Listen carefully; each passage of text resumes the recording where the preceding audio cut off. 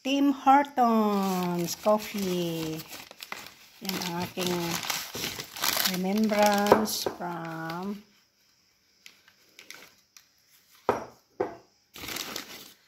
Ireland. Belfast. Ito, bigay nila. Ito pa sa magkape dyan, kagaya ko. Ayan. Coffee. Tapos, meron pa dito yung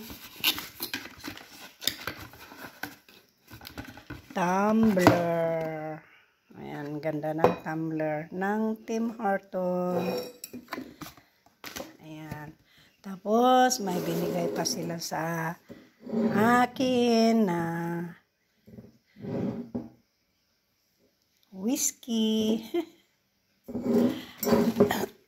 Tapos, meron pa yung mga biscuit. Ayan. Sarap kaya nito. Ayan. Tapos, ito.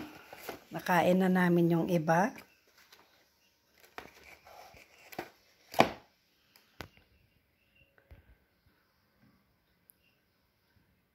Alam nyo, binili pa ng balae ko itong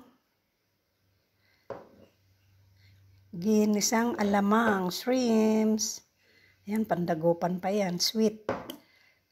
Sweet gisado, bagoong.